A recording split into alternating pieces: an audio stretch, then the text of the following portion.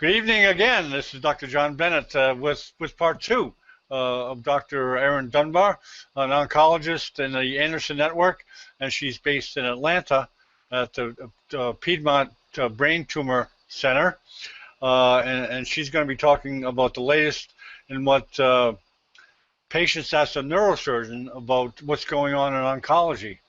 And we have a guest with us again. Slaven, do you want to say hello? Yes, thank you very much. My name is Slaven Gojkovic. I'm in Croatia, in Zagreb. I heard the first part of Dr. Dunbar's magnificent lecture, and I'm looking forward to the second part. And this is a great conference. Thank you. Very good, Dr. Dunbar. I guess you don't have to introduce who you are and stuff. You can go right into your presentation. All right, thank you.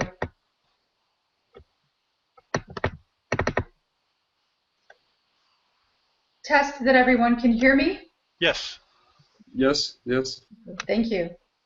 I'm going to begin the second presentation, and this is what I am commonly asked by my neurosurgical and other subspecialty colleagues, that they are being asked about CNS tumors from their patients and families. So I hope that you enjoy this presentation. My name is Erin Dunbar. I'm based out of Atlanta, Georgia, direct the neuro-oncology program at Piedmont Brain Tumor Center. And our institution and I am affiliated network member of the MD Anderson Cancer Center. I have no relevant disclosures. And to begin, I want to paraphrase that our subspecialists, including neurosurgeons, are being asked every day about these agents. And my goal today was to give us all a bit of a primer that was highly relevant to our patient populations. So these types of emerging agents include immune therapies such as vaccines and checkpoint inhibitors, targeted therapies such as BRAF agents, new uses for anti-angiogenics, tumor treating fields, genetic predisposition syndromes, clinical trials, and other agents and drugs that enhance quality of life or other symptoms. So here we go. First, about immune therapy. I described in my first lecture, but I've described briefly again, that immune therapy is basically about harnessing one's own immune system to fight a foreign offender, whether it be a foreign antigen of a virus, a bacteria, a foreign drug, or a foreign offender that's a cancer. So much like a military-esque or war analogy, we have to be able to identify the foreign invader or the offender. We have to be able to present it to the effector cells or the cells that can do something about it. We need to develop a specialized response to the offender that is unique to that offending agent and not friendly fire or other unsolicited attacks. We need to magnify and optimize the response. And lastly, we need to appropriately stop the fight when the war is over. The definition of vaccines can sometimes be a bit confusing. So really, just to draw our attention at the basic, it can be a disease antigen that stimulates the body to produce an antibody reaction, but not one that's strong enough to actually produce the disease harmful effects. It can also be described as a biologic preparation that establishes or improves immunity to a particular disease. They can be either prophylactic, such as preventing the effects of an action, or they can be therapeutic, such as using them as a vaccine attached to another disease-modifying agent and attacking cancer. This is a busy slide, but it's to be used for reference. There are different types of immune therapy vaccines that are used for therapy. In broad strokes, they can be passive or active. So firstly, passive. They involve the passive transfer of antibodies or targeted toxins to an identified tumor-specific antigen, such as epidermal growth factor receptor variant 3 on a brain tumor cell, but it could be an example of many others. Another example is rituximab, a monoclonal antibody to the CD20 cellular marker on B cells. A completely different type of therapeutic immunotherapy vaccine is active immune therapy. such as the in vivo or in human priming of an anti-tumoral immunity following immunization with a tumor antigen. So introducing an antigen that primes one's own body in vivo against a tumor antigen that makes the patient then be able to fight the tumor. There's several examples listed there, and we're going to go into a few of them. And then lastly, adoptive immune therapy. And this involves the ex vivo, or outside the patient, manipulation of a patient's own immune cell, followed by systemic or local, such as in the tumor cavity, delivery back of the manipulated cells.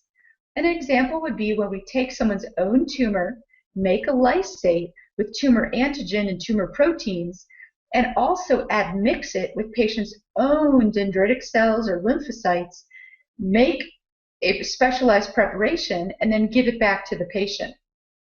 Another example would be chimerized or manufactured artificial T cells that are specifically primed outside a patient's body to be reintroduced to fight a tumor. So explaining that a little bit more, passive immunity, in the example being rituximab. Rituximab is a monoclonal antibody that can cause antibody-dependent cell-mediated cytotoxicity. It can also work on complement-dependent cytotoxicity, and ultimately it goes toward an apoptotic death spiral. An example of active immune therapy could be the rindopepimut vaccine that is using a very specific mutation on glioblastoma cells called EGFR variant 3. This is only found on malignant glioblastoma cells or malignant glioma cells that we know to date. And it uses this specific mutation to be able to link to a specific immunotherapy vaccine that can target that specific mutation and help fight tumor. Another example is the DC-Vax, where we take patients' own tumor from their own CNS tumor and ex vivo admix it with their own dendritic cells and train those dendritic cells to be reintroduced and fight the tumor specifically. And then example of adoptive immune therapy. These are genetically engineered T cells taken out of the body from pheresis, put into a laboratory, and trained to fight specific tumors. I want to transition then and talk about a completely different type of immune therapy. This is called checkpoint inhibitor therapy.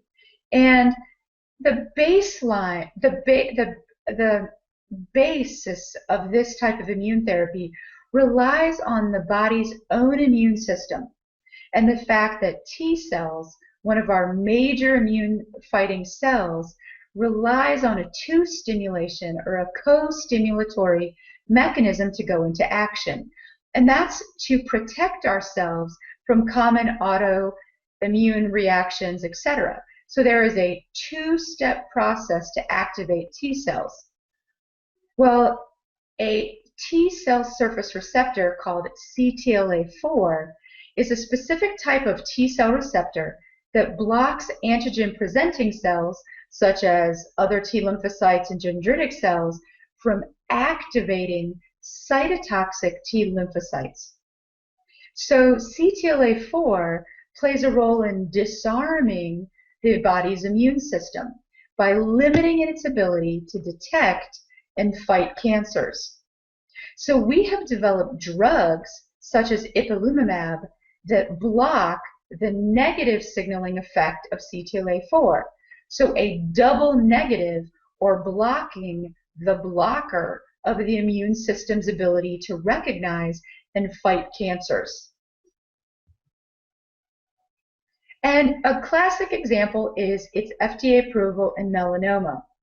So anti-CTLA-4 therapy called Ipilumumab, or trade name Yervoy in the United States, was FDA approved in 2011 in America for advanced and metastatic disease of melanoma, including in the CNS.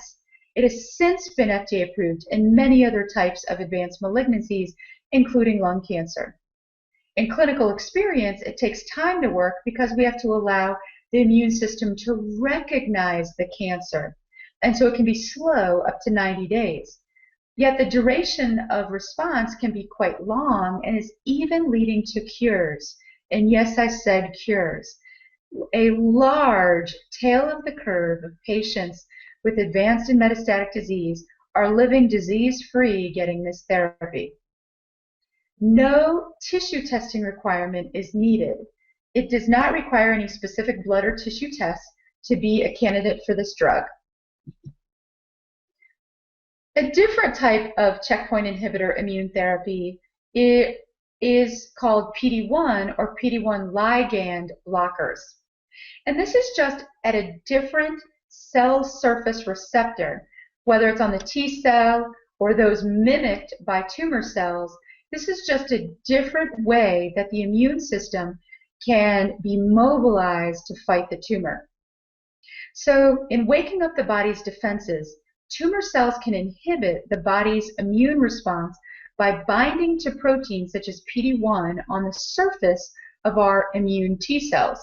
And antibodies that block this interaction allow the immune system to be healthy and reacting to the tumor. An example of this would be the anti-PD-1 and PD-1 ligand agents commonly used in melanoma, lung, and many other advanced and solid tumors.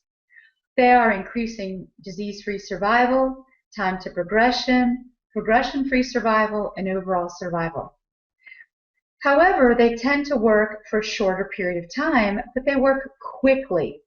So now the dilemmas are, what about the order of therapy? How do we combine all these different agents and optimize tolerance? And very importantly, a dilemma has emerged about how do we assess their response.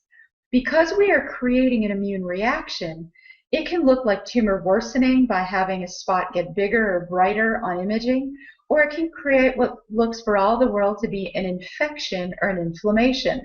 So the difference between infections, inflammation, tumor growth, or response to immune therapy can be very, very difficult. And this is another example where we truly need interdisciplinary, multidisciplinary care of patients.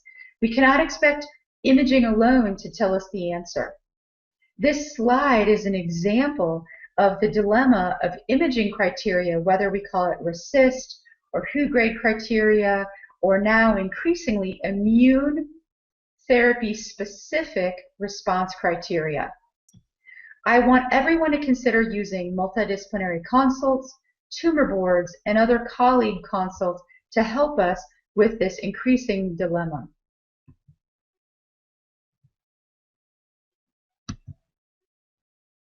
One example would be the iRANO, or Immunotherapy Response Assessment in Neuro-Oncology, that you can download through PubMed, Society of Neuro-Oncology, and other venues. But this is an example of the fact that immune therapy takes time to work and is delayed in our ability to understand what imaging is trying to tell us. One pearl would be if the imaging looks worse, but the person is doing better, we have more equipoise to hold tight. In assessing outcomes of immune therapy, the picture at the top right is an example of the dramatic clinical reductions we can see with even very refractory, metastatic, heavily pretreated tumors. This is a patient with metastatic melanoma for which the use of these drugs essentially melted away the drug in real time. We have to realize, though, that sometimes there are delayed responses, so we have to pick the right patient, and maybe not for very late stages or bulky, particularly if it's in the CNS or other eloquent or very tight spaces, such as around the mediastinum or the airway.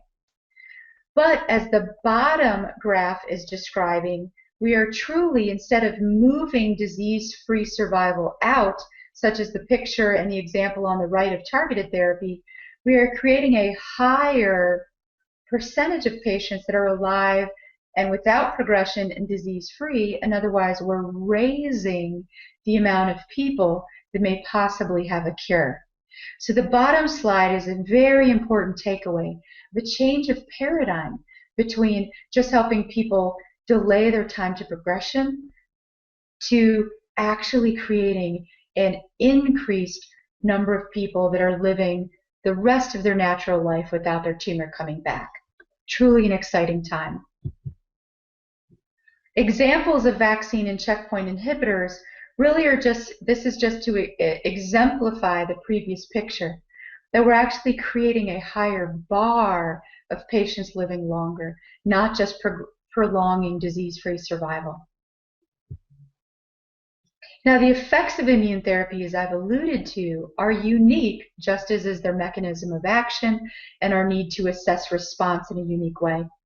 So oftentimes we're creating an immune reaction or an inflammation. So it's a lesson on itises or inflammations, whether it's the endocrine system, hepatitis, pleuritis, pneumonitis, uveitis, and also inflammation within the cerebral spinal chamber, whether it's leptomeningeal irritation, encephalitis, etc. Targeted therapy, another immune therapy platform. The fundamental and sine qua non example are drugs targeting the BRAF protein, which is involved in regulating cell growth. This protein is often mutated or manipulated in about 50% of patients with late-stage melanomas, many pediatric gliomas, and many other types of tumors, including in the GI tract. It results in unregulated cell growth when mutated. An example of this type of drug is Zelvibraf, FDA approved in America in 2001 for advanced and metastatic disease, including in the CNS. And it interrupts the pathway of BRAF, MEK, and ERK that interrupts cellular proliferation. It has a time to response that's quite quick, often 2 to 3 weeks, yet the duration is shorter than some of the other therapies I described, like Ipilumumab, the PD-L1 and PD-L1 ligand and CTLA-4 inhibitors. This does require tissue testing to prove that the patient has this specific mutation in their cancer. This is very, very important. It requires tissue testing. Soon in the future, in certain cancers that have a high systemic tumor cell burden in the serum, we may be able to do serum testing. But this is still an emerging idea. I want to transition then to talk briefly again about other novel uses for anti-angiogenic agents. The first lecture, we talked about it with respect to safety in the CNS. Now I'd like to talk more about its anti-tumor effects. So Bevacirumab, or in America known as Avastin, is a monoclonal antibody to the receptor of VEGF. It's widely extrapolated to recurrent or progressive glioblastomas or other malignant gliomas, radiation necrosis, vasogenic edema, and benign tumors that have become advanced or refractory. It's also used for ocular macular degeneration, angioedema, and many other causes. And you can see by some of the pictures here that it can minimize vasogenic edema. If you look from A to B to C, it not only improves vasogenic edema, but it also can hide the gadolinium contrast dye. Unfortunately, it can, though, still allow occult or radiographically hidden true progression that then can still result in an inferior outcome to the patient. It's increasingly being used as a salvage, either for large unresectable tumors with a large amount of vasogenic edema and mass effect, as an early rescue to help the patient's intracranial pressure and mass effect. And it also can be used for refractory radiation necrosis. Under that latter example, it is increasingly being utilized at a time with repeat radiation in a previously radiated brain tumor patient, often allowing more effective radiation therapy, whether fractionated or hypofractionated. This is an example of some of many clinical trials going on in America and internationally utilizing bevacizumab or anti-angiogenic agents to allow reirradiation to be more safe and more effective in patients with recurrent glioblastomas. I'd refer any of the audience to www.clinicaltrials.gov for active clinical trials in your area, as well as PubMed for any emerging published guidelines. And this is just an example of bevacizumab being used for other refractory tumors. This is a highly pretreated anaplastic or malignant rhabdoid meningioma who had a plethora of extraordinarily symptomatic disease and no longer could receive any more radiation or surgery. And this patient was given Avastin monotherapy and at a later time Avastin plus temozolomide. And there was a partial response radiographically, as you can see, but a dramatic clinical response secondary to the small reduction in tumor, but a very large reduction in associated vasogenic edema and perineural vasogenic edema. This is an example of the same drug used in vestibular schwannomas in NF2 population. Scott Plotkin and other colleagues at Mass General and around the world have published some beautiful work, as has many other authors, looking at the use of this drug to delay hearing loss and some tumor shrinkage in patients with NF2-related vestibular schwannomas. Excellent work. And this is an example of a cousin drug or a similar drug, a multiple tyrosine kinase inhibitor drug that not only affects VEGF but also platelet-derived growth factor receptor that is used in refractory meningiomas. And the two decent-sized retrospective data sets are listed below, one by Cayley et al. And one by Rahman et al., that do show mostly partial responses or longer stable diseases, but very importantly, improved quality of life and performance status with patients that were heavily pretreated, that had anaplastic and malignant meningiomas, who utilized this drug. It tends to be very safe and well tolerated. It is an oral agent. I want to transition a little bit and talk about another area that neurosurgeons and many other subspecialists who take care of patients affected by brain and spine tumors are getting questions at the bedside by patients and caregivers.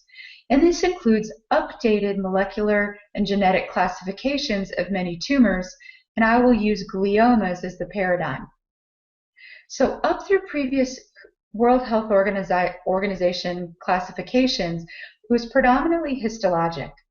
But now in 2015, it'll be a combination of histologic and molecular genetic criteria. And this is going to become increasingly important for approval criteria for use of specific drugs, for inclusion in clinical trials, treatment arm stratification of clinical trials, but most importantly to everyday clinicians, prognosis and prediction of treatment response and toxicity. This graph you see is available through UpToDate. So examples of that are treatments tailored to individual tumor profiles. So the Cancer Genome Atlas revealed 4 subtypes of glioblastomas that not only impact prognosis or the natural history, but also predict response to chemotherapy and radiation. And many of these aberrations are targets for either existing approved drugs or experimental treatments that are soon to be coming into use. And these advancements have caused an explosion of interest in finding new and additional therapies. How this impacts everyday surgeons is you will be asked to get more tissue, to preserve the tissue correctly, and you will be asked to shepherd the tissue or advocate for the optimal use of the tissue. Tissue is becoming one of the most important ways that subspecialists can help a patient live their longest, best life. The example of the picture at the top right are an example of microarrays looking at subtyping of different types of tumors and different types of subsets based on molecular and genetic data. The picture on the bottom right is just an example of all the different types of mechanisms that we can utilize within the tumor or the tumor's microenvironment to be able to treat tumors. I want to transition and talk about tumor treating fields. This is an emerging way that we can fight tumors, not only CNS tumors, but increasingly in other fixed location systemic tumors such as uterine, pancreatic, some mediastinal tumors, etc. And this is really becoming a fourth modality of how to treat cancers, adding on to the backbones of radiation, surgery, and medicines. So let's talk a little bit about this. Tumor treating fields are currently FDA approved in America for new and recurrent glioblastoma. And they were previously known as alternating electric fields, but now they're called tumor treating fields. And the overarching way they work are by inhibiting mitoses at metaphase, anaphase, and telophase. And that has been proven at the in vitro and in vivo level in explanted tumors on rodents and also in humans in many retrospective and many prospective randomized trials. The references are below. For tumor treating fields, this is an example of a fluorescent example of where not only tumor treating fields, but also other chemotherapies and DNA damaging agents such as radiation tend to affect different aspects of the cell cycle. Practically, this is an intermediate frequency, 1 to 300 kilohertz amount of energy with no half-life. In other words, when it's on and being used, it's working, but it doesn't work past when it's being actually employed within the patient. It reaches deep tissues without any attenuation or minimization of the energy across the field. It does not stimulate nerves or muscles. It does not heat tissue. And it involves a personalized layout of the transducer arrays to specifically treat that individual person's tumor. So the cartoon on the top right shows a typical planning, almost like a dosimetry planning of radiation therapy. And the bottom shows how we can target the tumor treating fields to deliver tumor treating energy to the tumor directly. This employs a workstation or computer to individualize each treatment planning and requires physicians to be specifically trained and certified in America to be able to use this. The arrays can be altered in their planning as the tumor shrinks or changes over time. This is just an example or two of some international studies. This is EF11, a phase 3 prospective, non-blinded, there was no sham placebo device, intent to treat international trial. And they took patients with recurrent glioblastoma and they randomized them to physicians' best choice of active chemotherapy based on where the physicians and patients were practicing around the world versus tumor treating fields. And they did allow the incorporation of tumor treating fields at a subsequent progression had the patients originally been in the active chemotherapy arm. They had typical inclusion criteria and stratification. This included 28 institutions over 7 countries. And active agents were typical across the world, as you would expect: Bevacirumab, irinotecan, BCNU or CCNU, etc. Many of them had had numerous agents. The average was about 3.5 prior agents prior to getting tumor treating fields. This is quite important because to date, no other chemotherapy or medicine agent has been proved to be effective in anyone who has already failed bevacizumab. So what this really demonstrated was that it was comparable or non-inferior in overall survival in an intent to treat population. It also had less typical chemotherapy side effects and improved quality of life and neurologic performance status.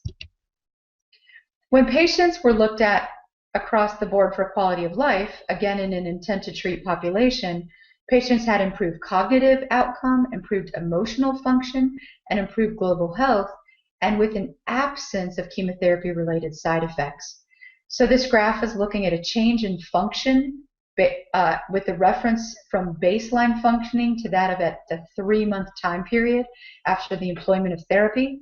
And you can see that the overwhelming number of patients that had the NOVA-TTF therapy or tumor treating fields therapy had an improvement of quality of life and functioning and much less typical chemotherapy side effects.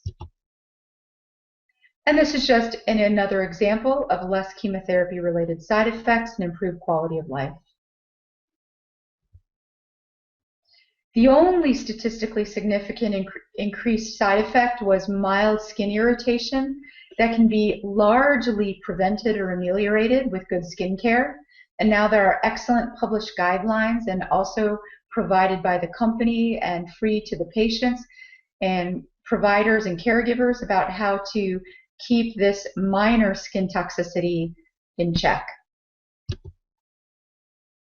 So in America, and largely increasing across Europe, it is indicated for those 22 years and older with supratentorial tumors, whether or not they're receiving chemotherapy. It can be used alone or with another agent. The contraindications include infratentorial or cerebellar lesions, patients that have major skull deficits, active shunts or bullet fragments, active implantable medical devices on or near the skull, known sensitivity to the product or pregnancy. It is patient-controlled, non-invasive, wearable and portable, and personalized to each patient in the tumor. And it must be prescribed by certified providers. Please refer to www.novacure.com or www.optune.com for product information and availability in your area. It also is a guide to certified providers. It is important to note that the patients do not have to travel to those certified providers to receive the therapy. They can do this via virtual telemedicine and still receive care within their typical routine care environment. So a summary of some of the after FDA approval outcomes. This is just to describe going back to the slide, that there were some additional correlates to survival when patients were looked at retrospectively in various data sets using this therapy. Correlates to survival included early number of recurrences, those with Karnofsky performance status 70 or better, those that use the device 75% or greater of the prescribed intended time, which is about 16 to 18 hours per day. Of course, they could take it off anytime they needed to. Those that had not prior received Bevacirumab, and those that used good skin care. Transitioning to genetic predisposition syndromes. I just wanted to include this. This has currently been published in Neuro-Oncology Practice in March 2016 and released in PubMed electronically in October 2015. And this is an article that is authored by myself and several other authors that really is a primer on genetic predisposition syndromes that I hope that my neurosurgery colleagues and other specialists such as radiation oncologists, neurologists, etc., are able to use when they're thinking about patients that have tumors that affect the brain and spine. So there are lots of different genetic predisposition tumors. We know them related to VHL, von Hippel-Lindau disease, neurofibromatosis 1 and 2, familial meningioma, familial glioma or astrocytoma, Cowden syndrome, etc. And this article really looks from a 360-degree perspective, whether or not it's a suspected index tumor, a suspected family history, associative findings, how do we evaluate patients with known or suspected genetic syndromes, how do we do genetic testing, other pearls of management, counseling, and lastly, resources for physicians, other healthcare workers, patients, and caregivers. I hope you find this resource very helpful. A little bit about clinical trials. My neurosurgery colleagues often get asked, as well as other specialists, get asked about clinical trials. So very briefly, a phase 1 clinical trial defined by the NIH is the following. If it's phase 1, the punchline is it safe? That means early testing, whether it's first in brain, first in human, or a drug that's on the market that is now being first used in a CNS tumor. The bottom line is it's about safety. A phase 2 trial is about, does it work? Is there any efficacy or benefit? The goal of a phase 3 trial is, how does it compare to an existing therapy? In other words, can we pick a winner? All clinical trials are good ideas unproven, and unfortunately, overwhelmingly, they're negative. Now, I'm a clinical trialist, and my advocacy and my vocation is to have as many clinical trials as available to each patient as possible. However, we always have to remember the patients can do better, but they very often can do the same or even worse.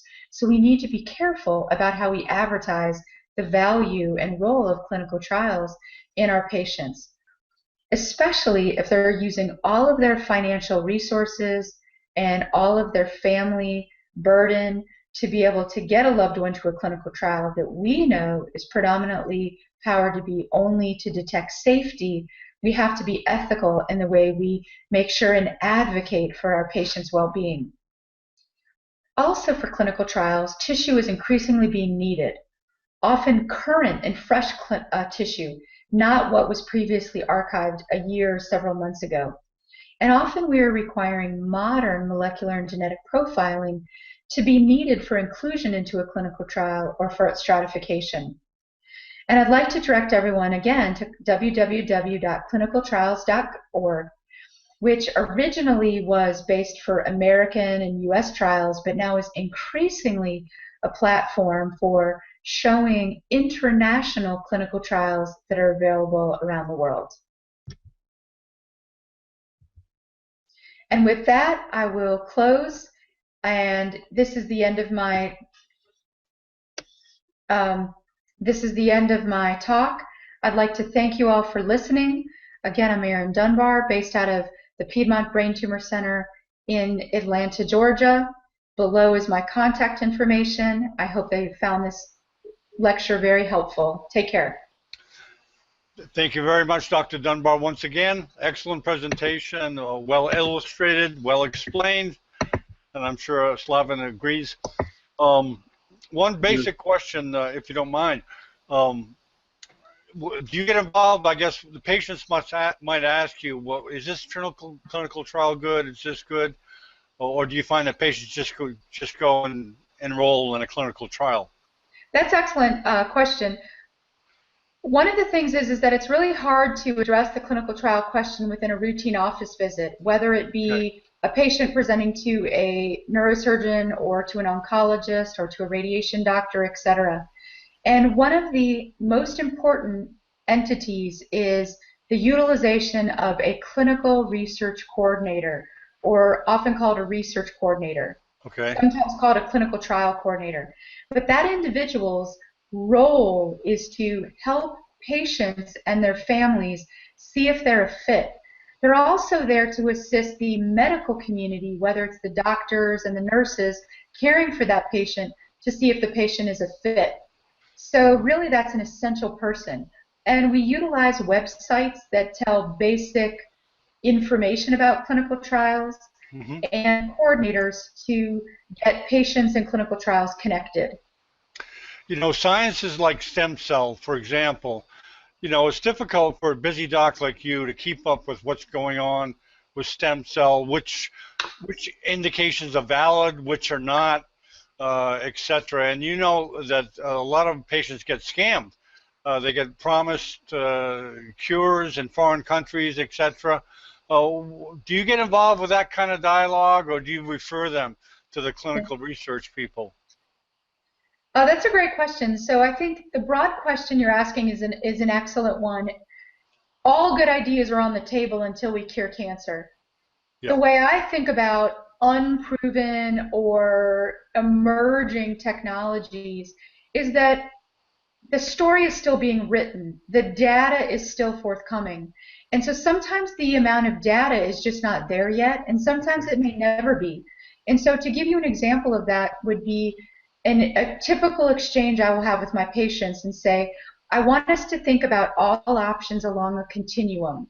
On one side is what is most proven and least likely to harm you, and way on the other continuum is what's most unproven yet and is most likely to harm you. And let's try to keep on the right side of that continuum. And so sometimes there are things that are clearly beneficial, and we want to keep our patients focused on what's most likely to help them. And then the next criteria is what's least likely to harm them. But almost all of our patients in America are taking alternative or integrative therapies, and whether that is massage, biofeedback, nutritional supplements, etc. So really our burden is to at least make sure that those things are safe, even when we can't prove that they're beneficial. And we draw a lot upon our pharmacists and many other colleagues to help us with that point. When it comes to international options, that's increasingly important because the world is flat and people are getting things shipped to them from all around the world, or they're traveling all around the world. And really my area of equipoise is, does that other entity have safety that is known? Because sometimes it's an herb or supplement that really has no regulation. Okay. Or it is an outside treatment center that has no safety regulation. And so really I come down to safety. Okay, thank you. So Slavin, do you have any questions for the Dr. Dunbar? First your presentation and then the very interesting talk between you and Dr. Bennett, two great internal medicine physicians. I was amazed by the amount again of interesting and up-to-date facts that you presented, and thank you for answering my question. After the first presentation about the glioblastoma multiforme, I find it far better understandable now after your presentation. It was wonderful how much you covered it, all the treatment methods that are available. So I really think I will revise your presentation a few times more and use it as a reference for the future. And again, it was wonderful to listen to you and to learn from you. Thank you. Well, thank you. It was a real privilege, and I'm privileged if it has been helpful to you and other people in the listening audience. I want to thank everyone again for the opportunity. Thank you, doctor. And you know, I told I'm an ex-ER doctor, and we have no holidays, and I'd like the audience to know that Dr. Dunbar is working on Easter, and you believe the same. You're a real ER doc too, I think, Dr. Dunbar. There's no holidays.